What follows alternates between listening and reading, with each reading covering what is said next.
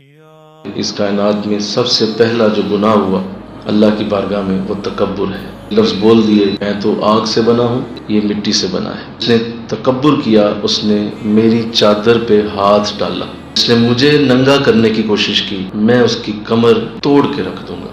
اللہ اس سے ڈائریکٹ ہوگا جو تکبر کرے گا کسی بھی انداز میں، مال میں، خوبصورتی میں، علم میں، عہدے میں، مقام میں، خاندان میں، اپنی کسی بھی جگہ وہ اگر یہ بات کرتا ہے کہ فلاں چیز مجھے ملی ہے تو میں بڑا ہوں، اس کے پاس نہیں ہے یہ چھوٹا ہے، بری چیز ہے۔ کہنے دیجئے ذات برادری نے جتنا تکبر لوگوں کے اندر بھرا ہوا ہے نا، شاید ہی دنیا میں کوئی چیز ہو جو اس سے زیادہ تکبر کسی شخص میں بھر دیتی ہو۔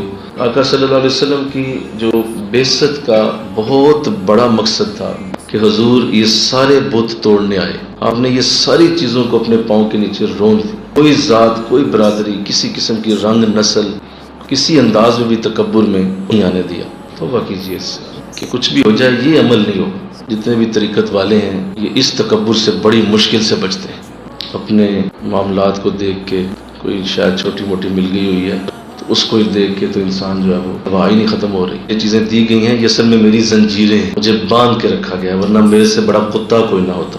یہ جو سوچے گا نا وہ کامیاب ہوگا۔ یہ سعادتیں نصیب جس کو ہو جائیں کے لیے سب سے بڑی جو آزمائش شروع ہوتی ہے وہ یہی ہے۔ یہ لگتا ہے کہ شاید میری عزت کہیں خراب نہ ہو جائے، اور اپنے آپ کو وہ اس طرح سے پیش کرے کہ نہیں مجھ سے بڑا ہی کوئی نہیں۔ اس کے لیے ہر صورت کوشش کریں کہ کبھی نہ آنے پائے۔ کے لیے اپنے معاملات دیکھتے رہیں کہ جہاں کہیں بھی آپ کو لگ رہا ہے کہ یار یہ جگہ مجھے لگ رہی ہے کہ یہاں تکبر آنے والا ہے، فوراً اپنی اصلاح کریں۔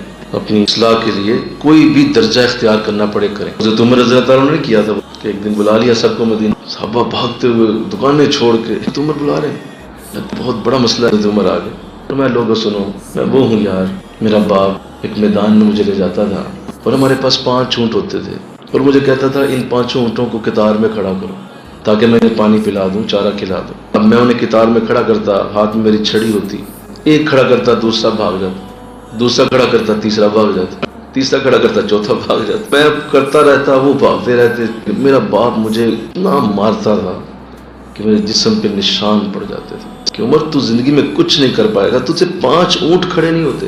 تو لوگوں دیکھو کیسی مجھے مار پڑا کرتی تھی۔ اللہ حافظ، ٹھیک ہے جاؤ اپنے کام کو۔ لوگ ہکا بکا، کوئی ادھر دیکھ رہا ہے کوئی ادھر دیکھ رہا ہے، حضور یہ کیا کیا آپ نے، اتنی دور سے بلایا، ہم کھیتوں سے بھاگ آئے، یہ دکانیں چھوڑ کے آ گئے، مقصد کیا تھا؟ لوگ آئے ملنے کے لیے تو انہوں نے مجھے امیر المومنین کہا۔ دل میں خیال آیا عمر کمال ہو گیا، تو امیر المومنین اتنے بڑے علاقے کا حکمران۔ فوراً سوچا یار یہ میں نے کیا سوچا ہے، تیری ایسی کی تیسی۔ میں نے اسے کہا آپ بیٹھیے میں آیا، ادھر میرے کیوں پیدا ہوا کہ تو بہت بڑے علاقے کا حکمران۔ تو دیکھیے فوراً علاج کیا۔ ہم علاج نہیں کرتے، ہم کہتے صحیح ہے بالکل ٹھیک ہے، یہ جو میرے اندر خیال آ رہا ہے نا کہ مجھ سے بڑا نیک کون، یہ بہتر ہے، ہاں چاہیے۔ جب آپ یہ سوچیں گے تو آپ تو بس اس کے اعلی کار بن گئے۔ تو اللہ اسے محفوظ کر دے۔